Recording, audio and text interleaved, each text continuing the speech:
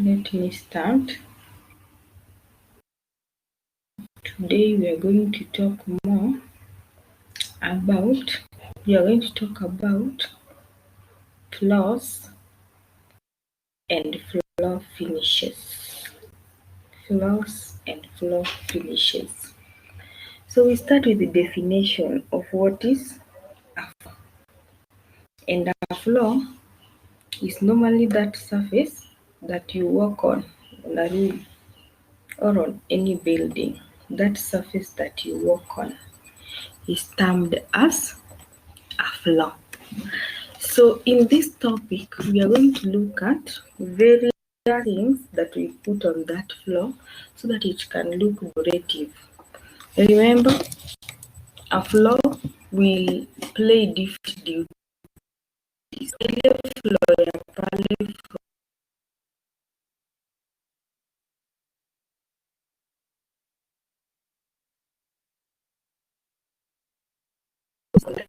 as different roles, you're supposed to put one that can accommodate you. Don't buy too high, neither do not buy the one that is too cheap because you have aims in the long run. Housekeeping is all about the commercial sector na the welfare sector. The same to schools. Hospitals also may require special types of floors, etc. So the following factors are supposed to be considered when you want to purchase a floor. Number one,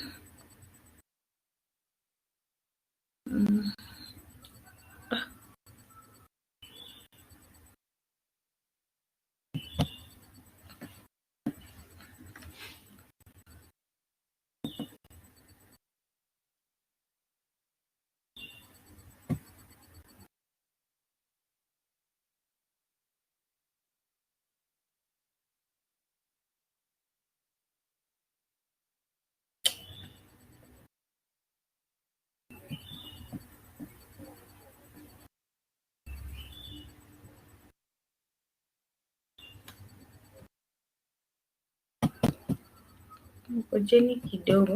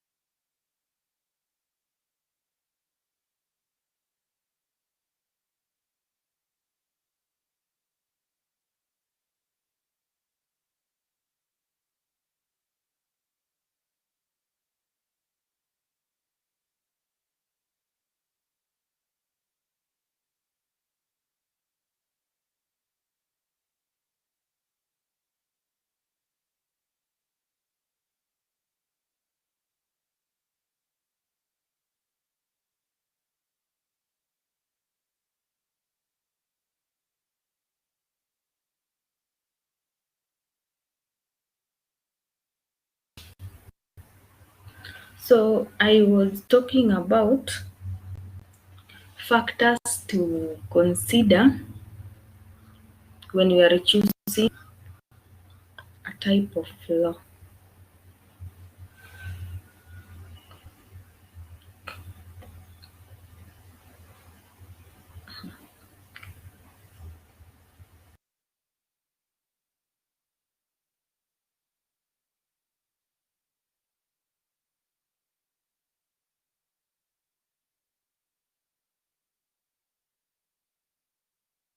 Ah,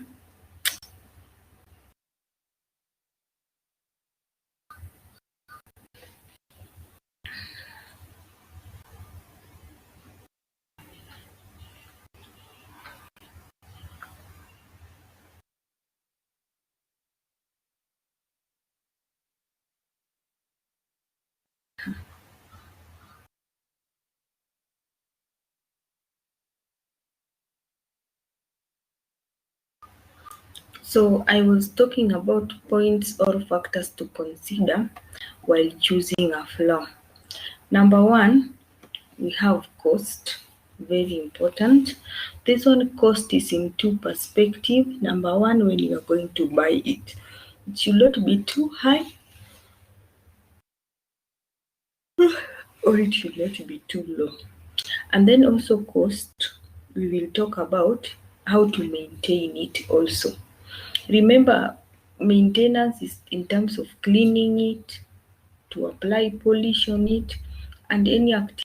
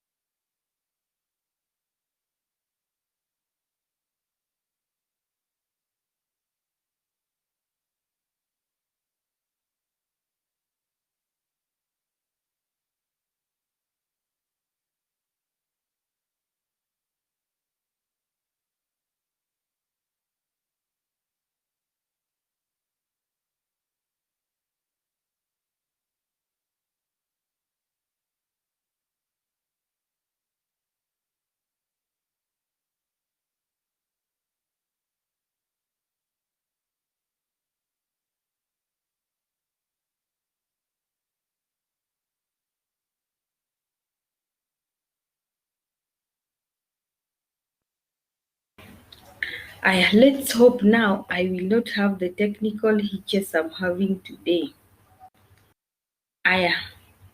So I was talking about the point to consider when we are choosing floor. Ya kwanza nikasema ni cost. Nikasema cost ni kununua when you are going to purchase it, and do not buy one that is too expensive for you. At the same time, do not buy something that is always cheap. Cheap is always expensive. Itafanya tu ushinde with a lot of maintenance costs, so many problems, and you will give up. Then also maintenance cost, the way you do daily cleaning, periodic cleaning on it, you must know na ikiharibika what can be done in a very fast way. Type of subfloor and quality.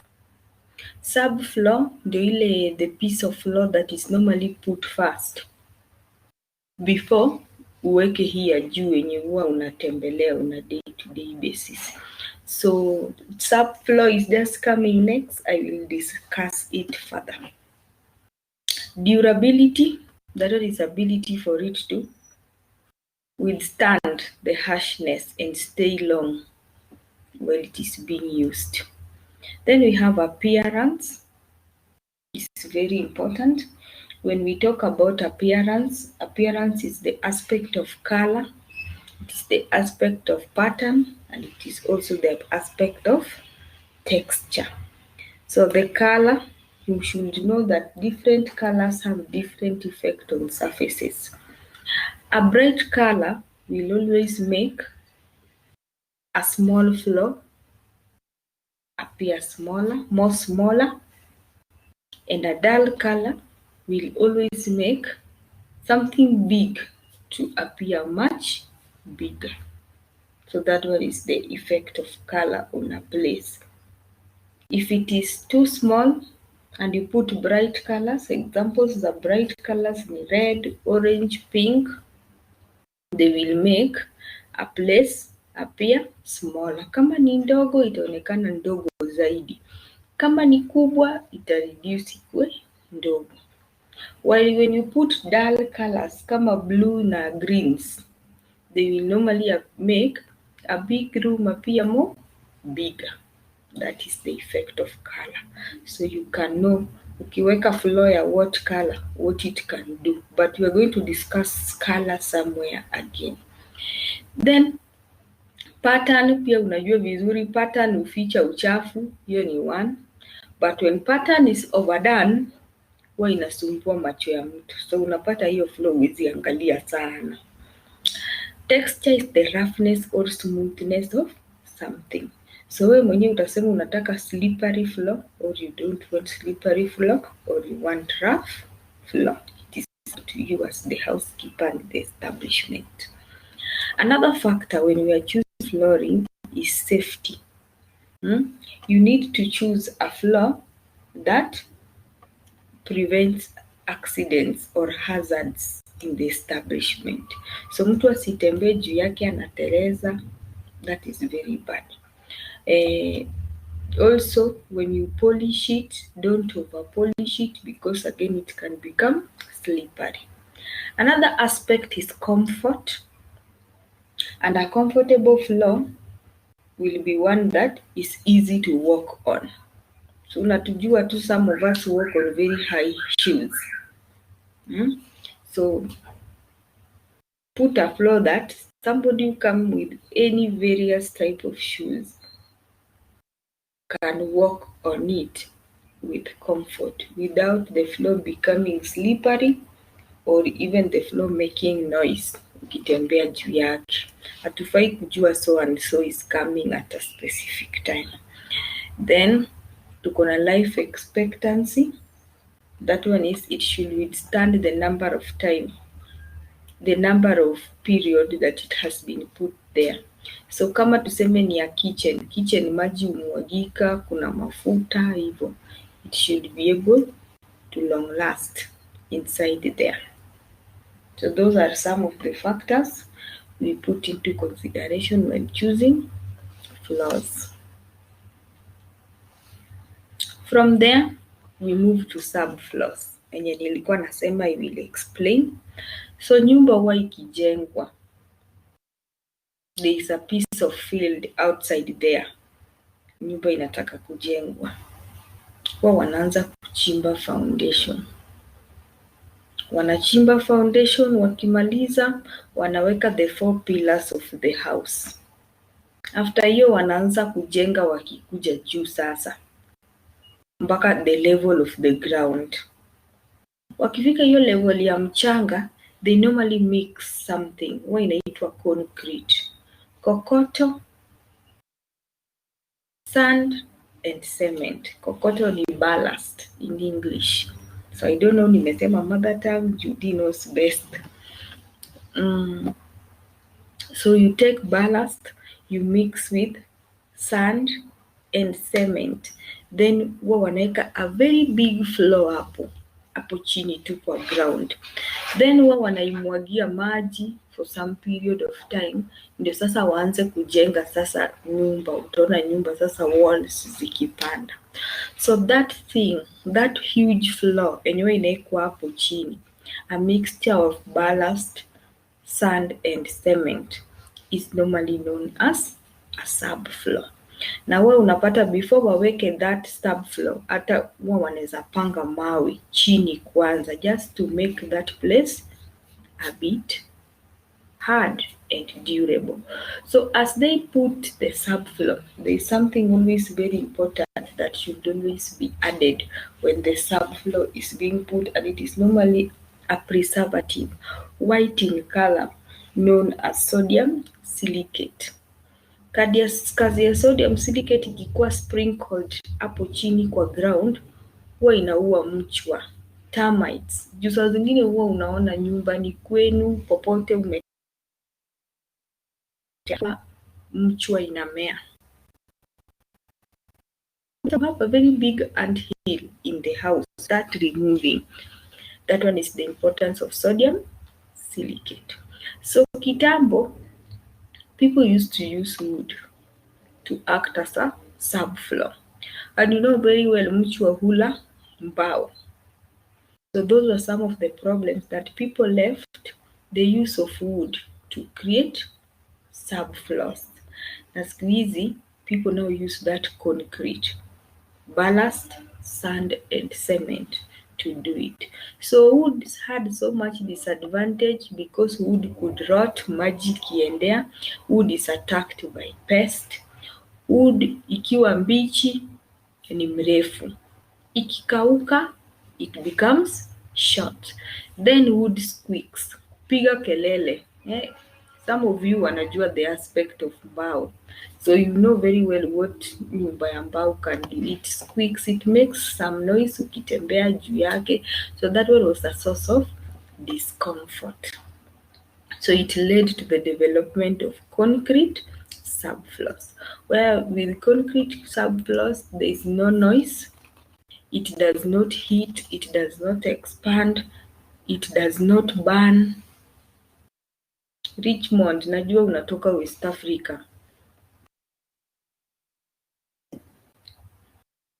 So it does not make noise, it does not offer ventilation where you can see some space, some air. The floor does not expand, and above all, it does not burn. So those were some of the good advantages of a concrete subfloor.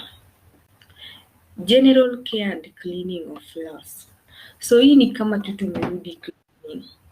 And when we talk about cleaning, tuko na 3 types of cleaning tumediscuss as time goes by. We have daily cleaning, we have special cleaning, and we normally have periodic cleaning. So any floor you will install in your establishment, you must know all the 3 types of cleaning that you can put on it. Daily cleaning will always involve kitu kama removal of dust by sweeping that floor. You can mop it, you can vacuum it, Then you can remove marks on it. But remember also, marks on floors are removed as fast as possible. Ink ikidrop tu juu ya hiyo floor, kutoa. The more unaiacha, the more it will become tougher to remove. Then stains, nimesema, should be dealt with as fast as possible. Then tuko na special cleaning that can be done on floors. Examples of special cleaning that we do on floors ni kama scrubbing and polishing. So hapo kwenu, let me just give you an example. Pengine unaamka with some duties ndio join class.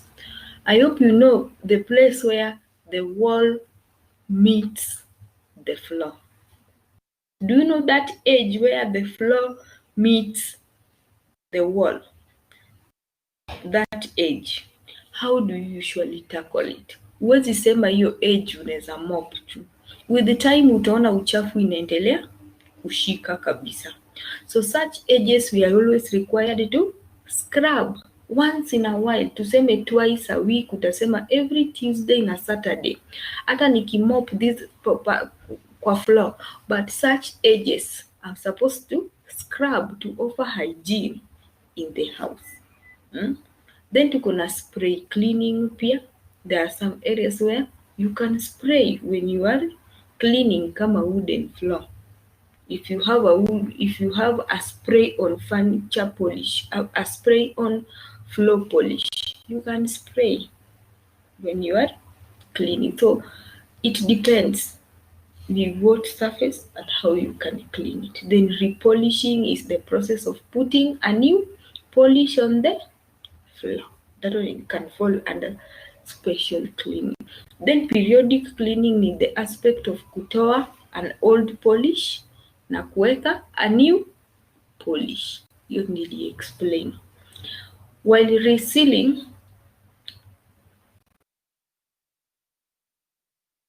is again another method of cleaning. We put kidogo. Let me pick a call.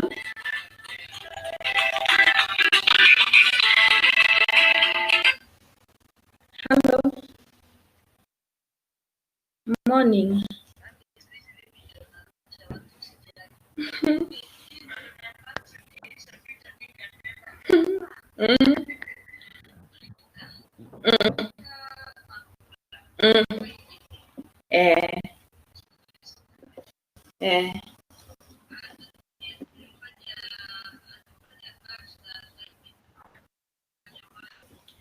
Hakufanya, sina marks yake, hakufanya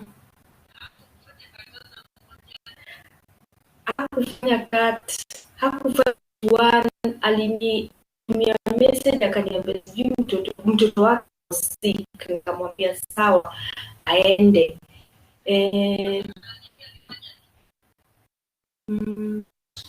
Hebu niangalie zile assignment ya kufanya cut 1.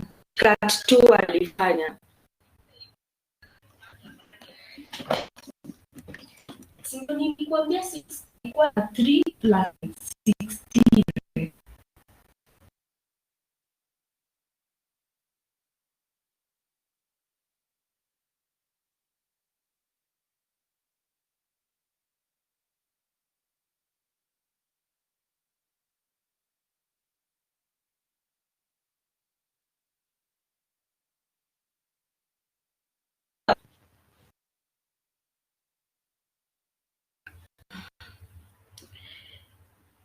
We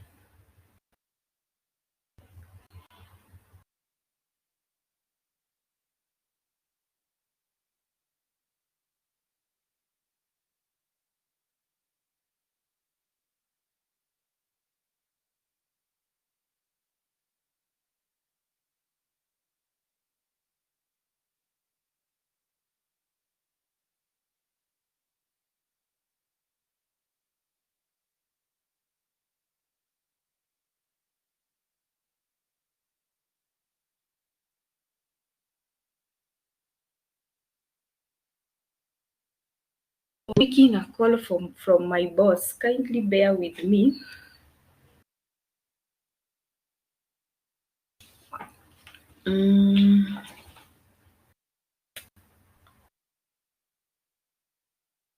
Alafu, so I was talking about resealing.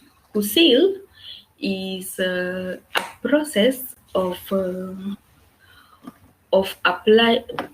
A seal is a permanent ama a semi-permanent application that is normally put on wooden floors. Permanent ama semi-permanent application that is normally applied on wooden floors. Kazi ya seal huwa is to make a piece of wood impermeable.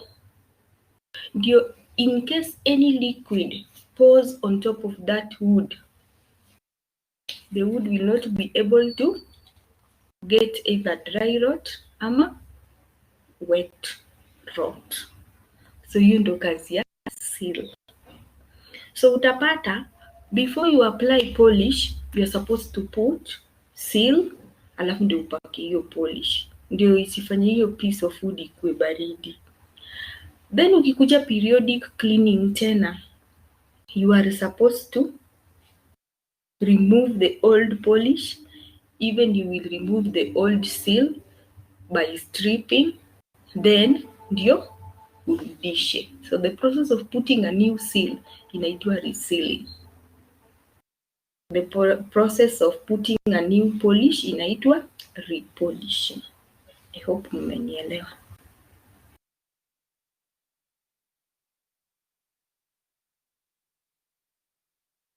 Also, spray buffing can be done periodically, na nimekuwa nikisema what is buffing over and over again. So vitu zingine sitarudia kama tumekuwa tumepitia. Reasonable care because polish is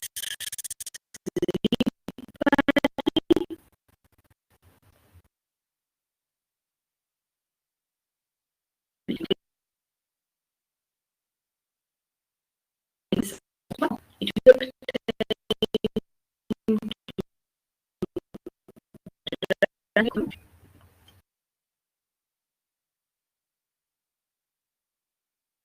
Number one, we classify flaw based on degree of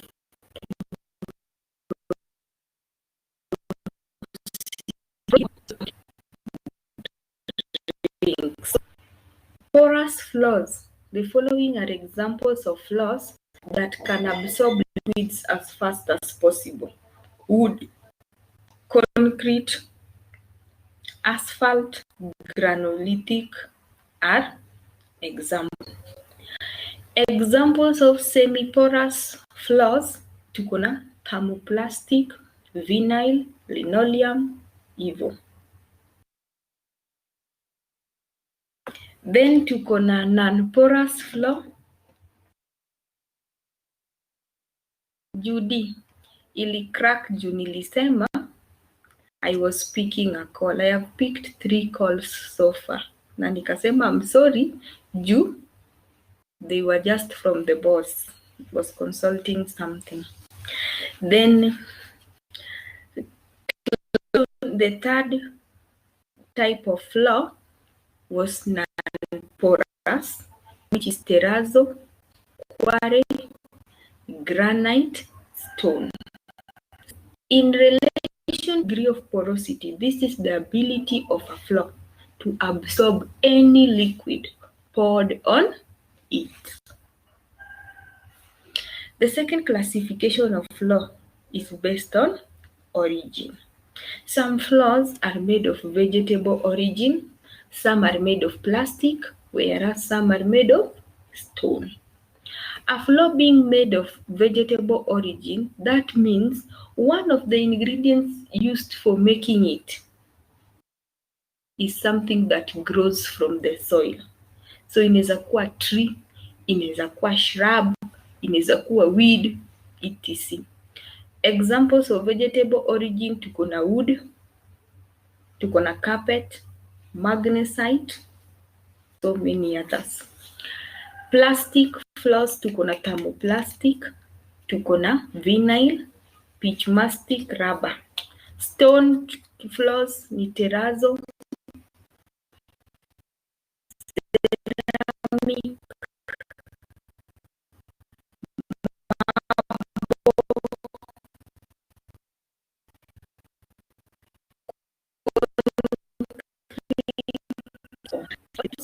tuko na semi hard floors na tuko na soft floor. Example of hard floors ni cemented floor kama kitchen. Terrazzo kama stairs ya agriculture house, that black floor huwa inaitwa terrazzo, na wood mnajua tu 5th floor ni wood as example. Then semi hard floors say linoleum, plastic na cork tiles. Then we only have one type of soft floor enye ni carpet.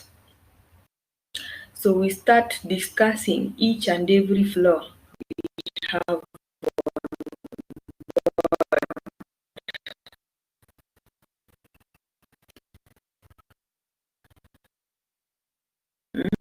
the cement is an ingredient. Therefore, tuanze na terrazzo. Na terrazzo ni stairs ya agriculture house. Lift utapata stairs. Terrazzo normally made by mixing marble with cement. So hizo vitu za black na ndani ndio zinaitwa marble. You mix those two things with cement, they will give you terrazzo. Then huwa inaekwa, ukiangalia hiyo floor vizuri huwa ina shine. We normally add a seal on top of it to make it impermeable to water. So however much water you will pour on that floor, haitai absorb ndani. So the shiny aspect hapo juu inakuanga seal. After laying it, lazima ukuje na mashini ya kuifanya ikue smooth and flat venye unaiona hivyo. Ukieka terrazzo in a large area, tuseme uko na corridor mrefu kabisa, remember to partition it because it is always very dull. Unaona hiyo black, hata wewe mwenyewe ukiangalia floor inakaanga dull. Ukiacha tu hivyo tu, it normally does not give you a good look of a housekeeping institution. So it is good to unaigawa into small squares or rectangles. Just the purpose of kukata tu mahali tu mstari hivi is just to add beauty on the floor. Na sasa juu agriculture house iko na marble ya black, haionyeshi, haisemi kwamba on this earth marble is black. Tuko na green, tuko na orange. I hope mnatembea, watu wa Nairobi ni watu wanatembea. So pengine hata church yenu iko na marble ya brown, green, hivyo. So marbles come in different colors. I hope nimeeleweka. Advantages of that floor, it is very attractive because marbles have been added to it. It can give you a varied pattern. Juu hizo marbles husprinkle tu hapo chini and therefore it can give you a very good flower which can hide dust. It is very durable. It can resist hard wearing. Therefore it is a very hard wearing floor, durable. Disadvantages of that floor, it is harmed by strong alkalis and acids. It stains if it is not sealed. It is marked by oil. That's why haiko kitchen. Juu kitchen huko ni mafuta tu. So it marks by oil. And excessive water can wash it away. Another disadvantage, that floor is cold. Sasa unaona kama hii weather sahi, ukikanyaga unapata mazao. So this floor can be used in entrance hall kama front office, kwa choo, staircases, operating theatre and so on. Moving on swiftly, and I hope mumeelewa. tunaenda kwa granulithic floor. Granulithic floor. So this is normally a floor that is made by using granite chips. You mix granite with cement and you put it on the floor with the machine so that ikuwe tena flat. Machine ndio husaidia hii floor kukaa flat. Aya, so ndio nirahisishe hii masomo ya majuu, I just have to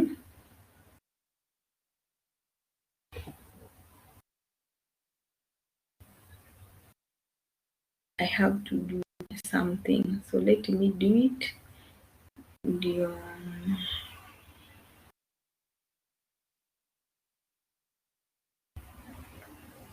Ndio tukue tunapatana vizuri.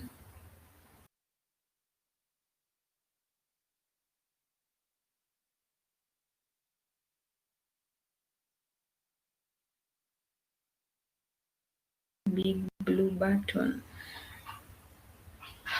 Aya, those people who travel a lot, kindly watch on my screen.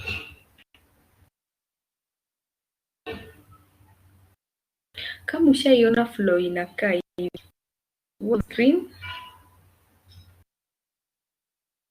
Ushaiona floor inakaa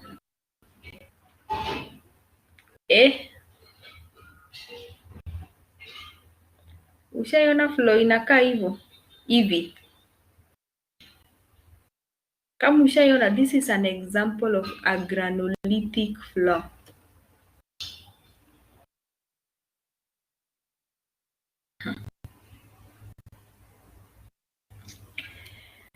That is an example of a granulithic floor.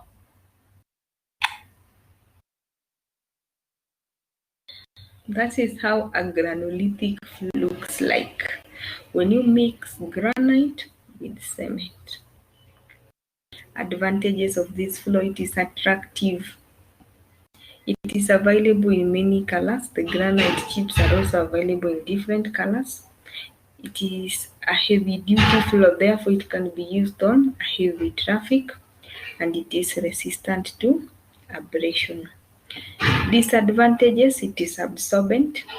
It is harmed by alkalis and strong alkalis and acids. It is marked by oil spillages, and these spillages pours there is an effect, itakwama hapo.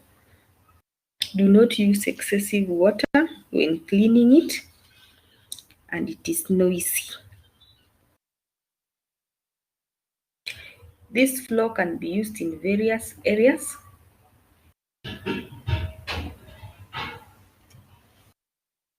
Kama basement za building, corridors, stores, stairs, laundry na hata reception. Stone floors. So marble is an example of a stone. And we normally use different types of stone made of calcium carbonate or limestone are the ones that are normally used as stones. So stone ni mawe. I hope umeona, unaweza kuwa unatembea hata pengine hapo kwenu, walkway kutoka kwa gate mpaka kwa nyumba. Ni mawe ndo zilikatwa vizuri, zikashepiwa vizuri na ndo zimewekwa kama floor.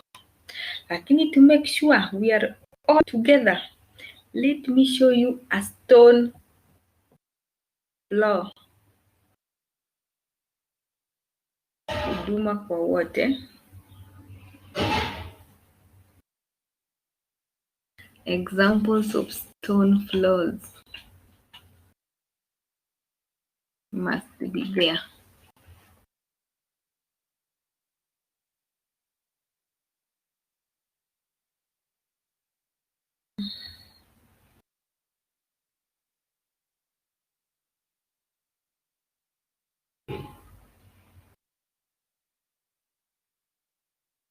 sharing again my screen. Kindly open your eyes big so that you can see an example of a stone floor. I'm sharing something.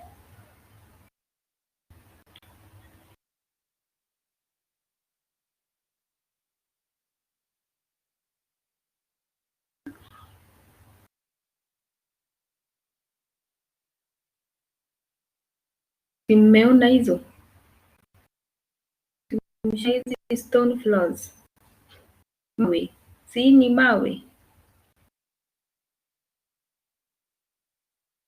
Kwa walkways ama hii ni floor tu. Watenda majuu. Mmeona hii barabara hatukanyagi matope. These are examples of stone floors. And I hope you can see they come in different colors. They come in different colors. So nimesema Judy. Mimi sioni, naona tu maandishi. Yes. Naona tu stone floor, hizo maandishi ndio naona, sioni hizo floor.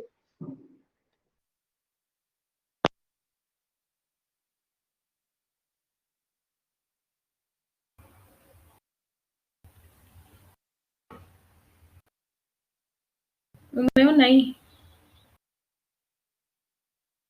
Judy, umeona hii? Bado sijaona, ni maandishi ndio iko kwa screen.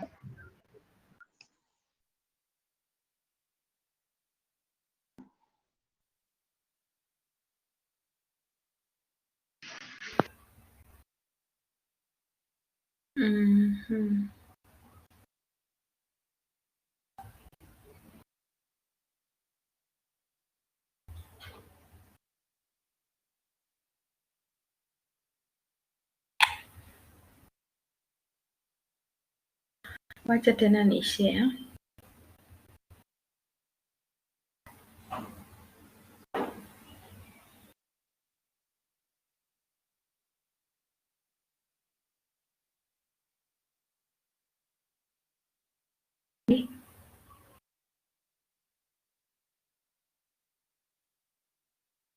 Sasa unaona? Sasa inaonekana.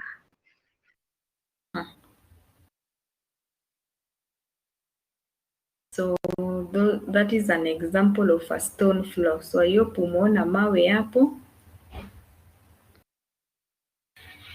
And there are so many.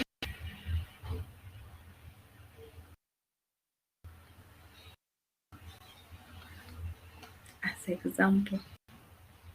So at least tuko na idea what is stone floor. So nikisonga ni hivi. Advantages of stone floors: they are durable, attractive, they are non-porous, maji haingii, they are easy to clean, they are available in many colors, and they have small crevices. Crevices ni space ndani yao. Disadvantages: hardened in appearance. They are attacked by acids, and maintenance require mechanical equipment. So stone is suitable for entrance halls, corridors, and stairways. Ceramic floor ndio tile iko pale kitchen. So ceramic, for you to make a ceramic, you normally mix clay and water. Subject it to very high temperatures of 3,500 degrees centigrade. You get a ceramic. Ikue kikombe, ikue sahani, anything made of ceramic is made by that process. So hiyo iko pale kitchen, hivyo ndio huwa inatengenezwa. And they will come in variety of patterns, shape and sizes kama hata hapo kwenu. They can be used in the kitchen, toilet, washrooms, so We normally add something known as glaze on ceramic articles. The purpose of glaze is to make a ceramic article shiny or glossy. So ukiangalia floor ina shine. Ukiangalia kikombe na sahani huwa iko na some shiny aspect on it. Hiyo huwa ni glaze to make a ceramic article shine. So ceramic is a good article which can be used in toilets, washroom, kitchen, etc. because it is hard, it is non-porous, it is resistant to oil and grease, abrasion, so much. So juu tile ni kitu unajua, hapo si waste time, tunasonga tu, lakini kama ushiki unauliza. Wooden floors. It is normally a floor made of wood. And remember now, because it is a floor, we have to use hardwood. Softwood itatuangusha vibaya sana. So examples of hardwood are so many. Tuko na teak, tuko na metalwork, walnut, so many types of hardwood that we use on the floor. To prevent absorption with liquids, we normally put seal and then you polish them. So wooden floors are beautiful, they are put and they are maintained well by polishing, resealing, stripping, all that work. Lazima uelewe. So we seal to prevent spillages from getting absorbed to the wood. Then we will polish. Ukisha polish, lazima ubuff. Ikizeeka, we strip and then we reseal and we polish again. But remember, siku hizi tuko na modern application whereby the housekeeper can purchase a polish that already has a seal inside it.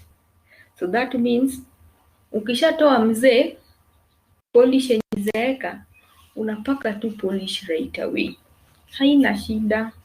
Technology is just technology. Let us move to something else. Thermoplastic floor. Thermoplastic floor. So unasikia tu the word na plastic. So hiyo inamaanisha plastics will be subjected into very high temperatures to obtain this type of floor. Plastics will be subjected, mixed, and thermoplastic floor ingredient, and you mix, subject it to high temperatures, and you obtain this type of floor. So tuende venye notes tu inasema, it comes in variety because of asphalt that is added to it. Nitakuonyesha venye inakaa hivi. Advantages, it comes in variety of colors, very attractive, it is durable, cleaning is easy, it is not affected by insect and fungi, and it is non-porous. Disadvantages of this floor: tends to be noisy ukitembelea, cold in appearance, slippery when wet, it is damaged with grease, spirits, and coarse abrasives. Strong alkalis may render them porous. It may dent with heavy weight. Kudent ni iingie ndani. It scratches with grit and sharp edges, and it can mark badly. I'm sharing my screen so that you can see what is known as a thermoplastic floor.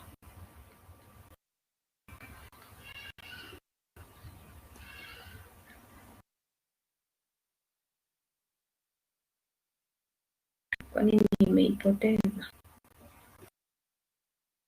kidogo?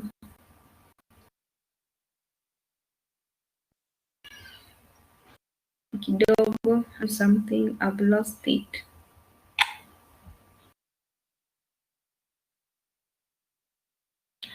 Haya, nimeipata. Let me come back and share my screen now.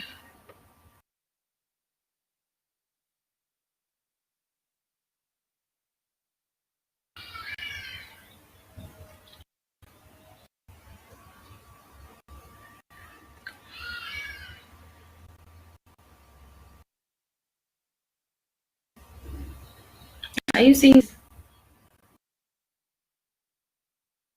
Are you seeing this?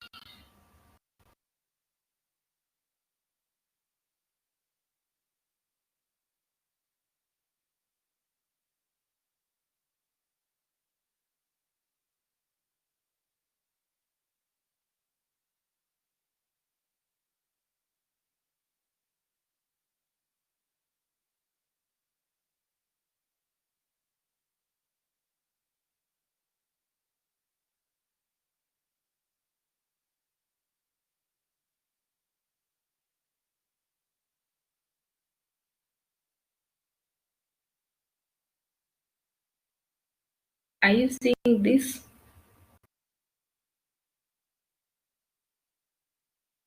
So they come in variety.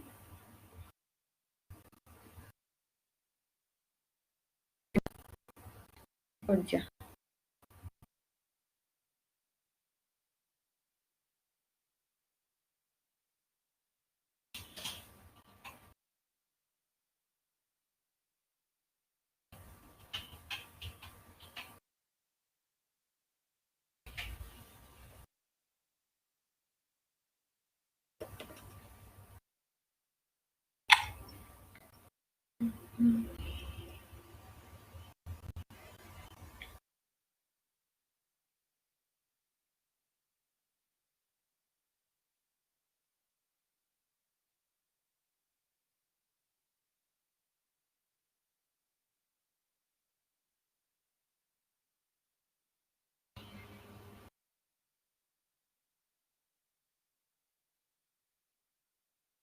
There are also examples of thermoplastic floors. Are you seeing something?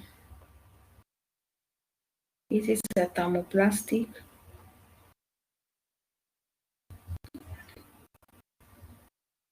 Ndio thermoplastic hapa.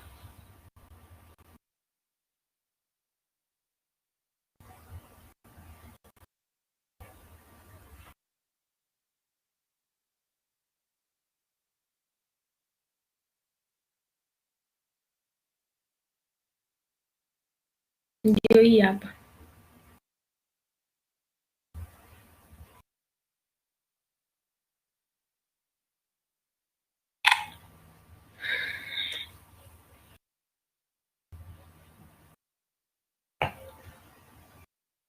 Vinyl floor.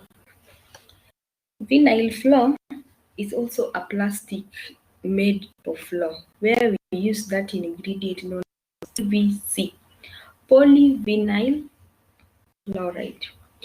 Ile carpet tunaenda kununua supermarket ama Kamkunji, mita moja unaambiwa 150 ama tuso, hiyo ndio PVC. So PVC ina come in different forms. Tuko na vinyl, asbestos na hiyo ingine ni flexible form. So I hope umenielewa what is PVC.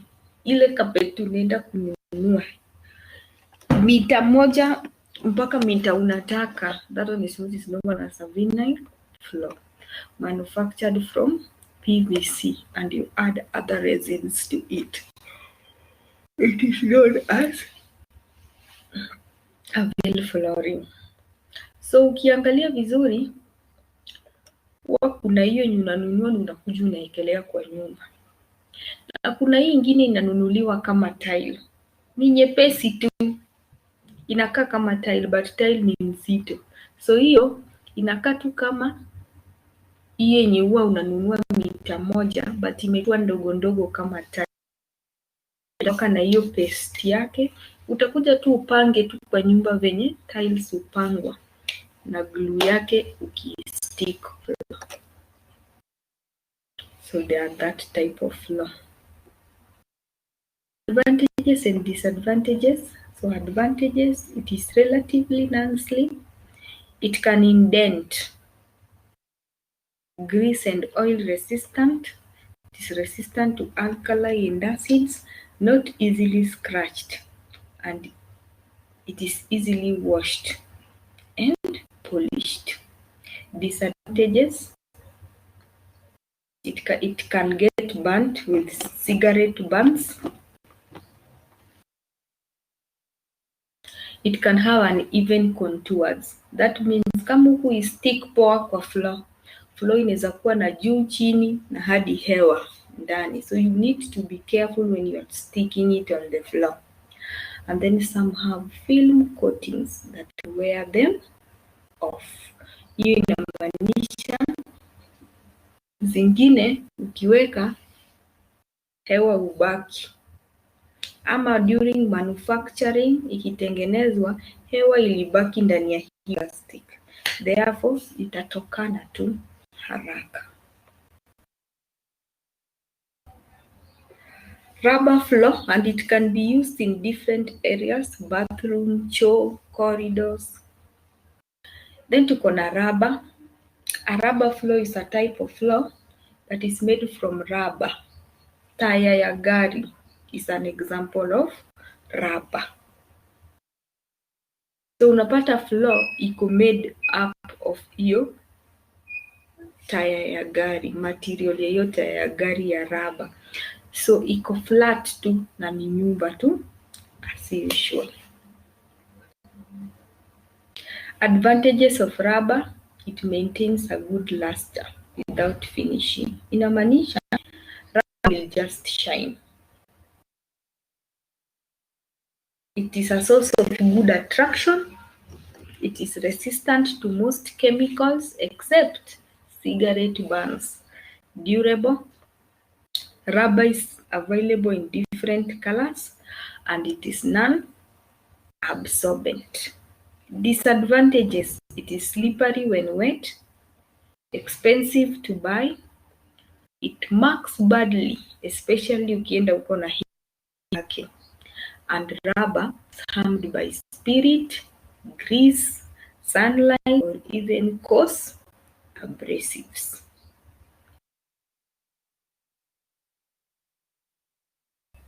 So hiyo ndio floors. Then we move to soft floors, and soft floors. So the first part was hard floors and semi-hard floors. Sasa tuko hapa kwa soft floor. Example ni carpet. So we want to dig deep into carpets. Carpets are normally made from vegetable fibers or fibers made in the factory. We add carpets on the floor just to improve the appearance of the room. So it will look more beautiful in the eyes of the users who are present in the building. So carpets are resilient, they can stand and serve you for a period of time. They can withstand abrasion. It is warm when you step on them. They don't soil easily or ignite, ni kushika moto. And if you maintain them well, they can be durable and serve the purpose of that house. So factors to consider while choosing floorings zenye tumediscuss pale juu are the same factors we will consider when we are looking for carpets: durability, appearance, safety, comfort, cost, etc. When you are looking for a carpet, the foundation is always very important of a carpet. It is from the foundation ndio utajua kama umepurchase carpet poa ama carpet mbaya. If the foundation of the carpet is strong, the carpet will always be expensive compared to the cheap foundation. So unapata if the foundation is cheap, ndio unapata with time carpet yako ina collapse. Unatembea juu yake, places zingine ukikanyaga unasikia iko warm because the foundation is still there. Other places ukikanyaga unasikia hata unakanyaga floor juu uko foundation iliisha. So you have to know the good carpets from bad carpets or poor quality carpets as housekeepers. So carpets are made into two and they are categorized into two. Woven carpets ni zile zimeshonwa na mtu tu kaa chini akashona. Then we have non-woven carpets. Those are machine made in the factory. Examples of woven carpet, tuko na Wilton, tuko na Brussels, tuko na Axminster, then tuko na Oriental carpet. A Wilton carpet is normally a carpet from Great Britain. Huwa inashonwa na a special type of thread inaitwa a jacquard loom. Inashonwa na a special type of needle, not thread, needle. Inakaa kama crocheting needle but huku nyuma iko na hook. A jacquard loom ndio huwa inatumiwa kushona the Wilton carpet. It can come in a single color kama red or it can have patterns in it. And remember, the more you pattern, more colors in a carpet, the more you waste threads. The second type of carpet that is woven huwa inaitwa the Brussels carpet from Germany. This carpet now, it has uncut piles on it. Kusema uncut pile ndio ile carpet unaenda kununua na unapata uzi ziliwachwa juu mrefu. So kuna watu wanapenda hizo zenye uzi ziko mrefu juu yao na kuna wenye wanapenda tu wanakanyaga juu ya soft. So ukienda ununue carpet na uzi imeachwa juu yake mrefu, sasa wewe unaona ukikanyaga juu ya hiyo uzi mrefu hiyo, that is the comfort of the carpet. So hiyo kuna uzi mrefu juu yake, hiyo watu naita the pile of the carpet is uncut. And then we normally add other things to this carpet. Nywele ama the skin of goat, horses, or even that material known as rayon on it. So that can add beauty and durability to this type of carpet. It is a strong carpet, very durable, but siku hizi imereduce sana kwa market. Axminster carpet is another type of carpet. And this carpet is made in three various ways. An Axminster carpet will come as spool, gripper, ama chenille. It is divided into three. It will be either spool Axminster, gripper Axminster, ama chenille Axminster.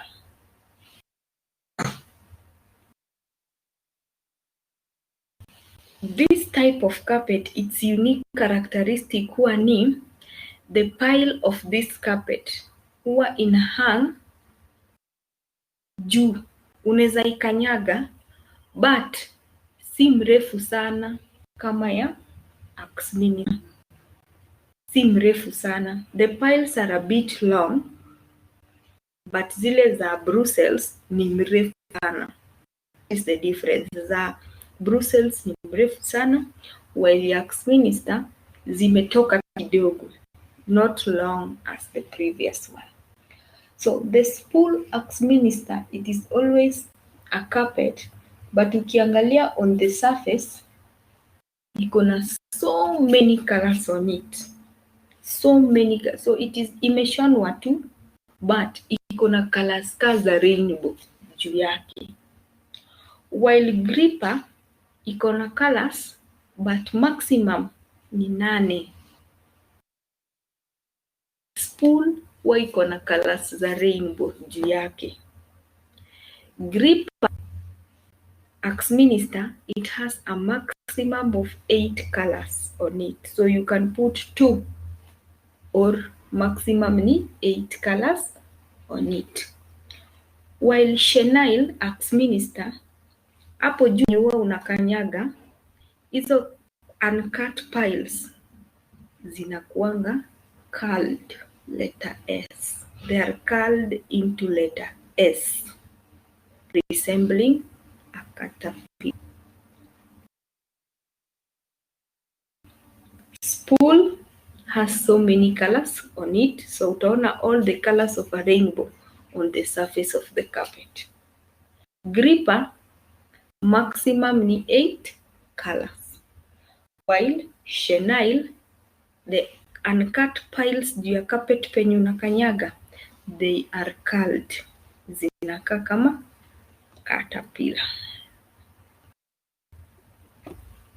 The last category ni oriental carpet. These are carpets that are made from the Far East or Middle East. They are made from Far East ama Middle East. Examples of countries that I'm talking about ni India, China, Persia, your area. I hope umeona kwa map where I am now. These ones, families normally sit together to make these types of carpet. Their unique characteristic ni wakitengeneza kama familia idea. Leo tunataka kutengeneza carpet na tuchore msikiti juu yake. So utaona hizo carpets was some symbols on them that you can relate with them. Utaona a Muslim man with his kid walking. Utaona hiyo carpet ni maua imechorwa tu vizuri, unaona tu this is a sunflower plant, flower. Utaona ni mosque imechorwa ama hata ni temple imechorwa. So one unique characteristics with oriental carpets from the Middle East, they have images depicting something. When you just look at it, you understand what idea the maker was trying to put across. They normally have special way of kushona. Ukiangalia the surface, they normally have Persians have a way of kushona their carpets.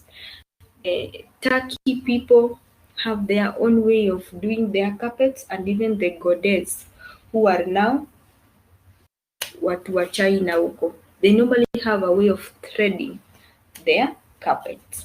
They are very hard wearing, but it is dependent on who alishona. So venye tumesema wao wakizishona wanakaa chini kama familia. So mzazi anaweza kuwa serious places anashona with the grandparents. Juu watu wa Middle East wa mnaona zi world wanaishi kwa familia kubwa sana. So some members of the family can be dedicated chenye wanashona. But kuna watoto wengine hapa juu wanataka kwenda WhatsApp na unawaambia hapa washone hizi vitu. Wanataka kuona Aziad TikTok na unawaambia washone hii kitu. Haitakuwa yao, itashonwa vibaya. Watoke waende TikTok haraka. So you normally find this carpet, if the person who was doing it alifanya peke yake, the wood carpet is in the market. But kama ilifanywa tu na watu hivi hard. So you find if it is a well done carpet, ikiharibika, you have to look for an expert akusaidie to repair it. Otherwise, you will just have to keep it aside.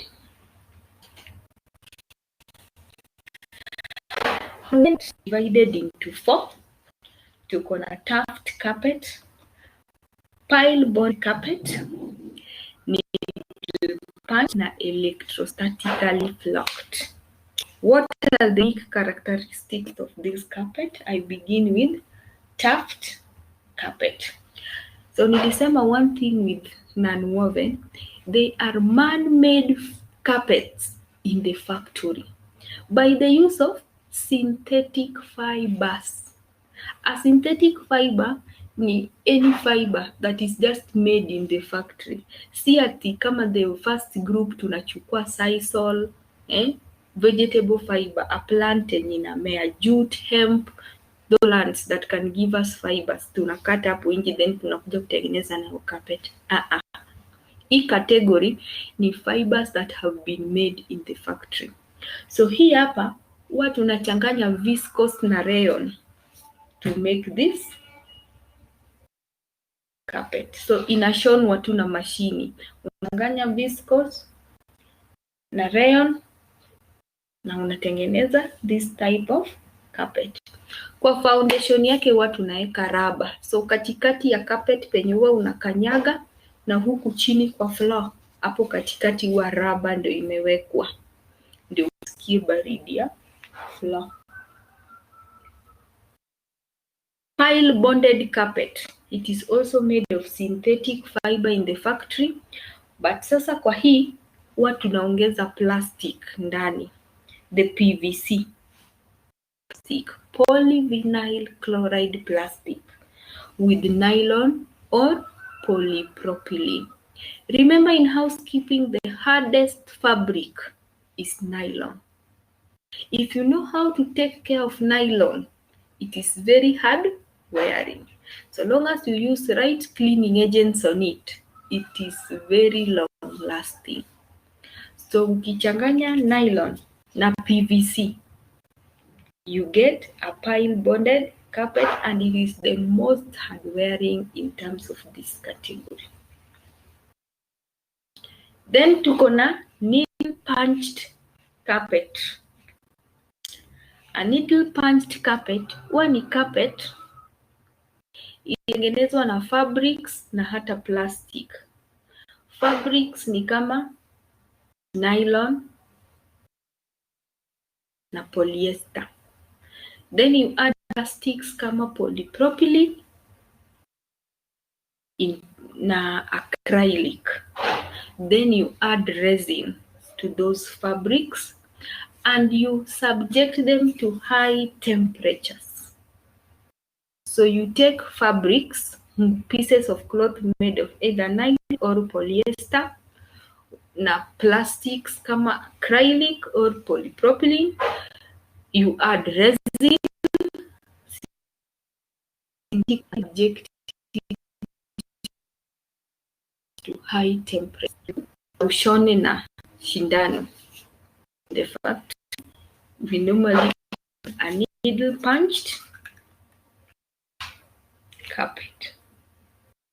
Then lastly is the electrostatically charged carpet.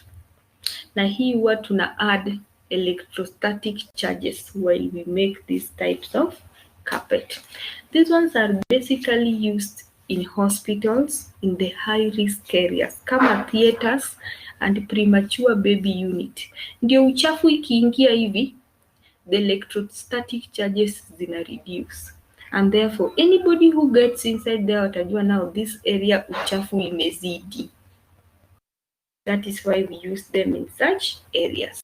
In the geriatric unit. A geriatric unit is ward ya wazee.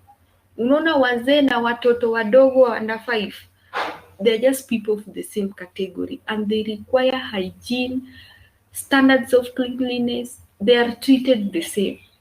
So where the aged are in the geriatric units and premature units, watoto wenye wamezaliwa kama hawajafikisha wastani, we put such carpets so that they can maintain hygiene in such places. So they are normally carpet made of nylon mixed with glass fiber. And electrostatic charges are added inside there for hygiene purposes. Let me stop there. Today I have so much, lakini najua nimesema vitu foreign. Kindly digest that. And today mtaniallow me ndio niongee most of the time juu I'm covering a lot. This week has a lot. Kindly. But if you have a question, you are free to ask. So kindly take a 10 minutes break. Let us be back at 9:50. Uniulize maswali penye hujaelewa, tukianza tena njia ingine. Sawa? Sawa.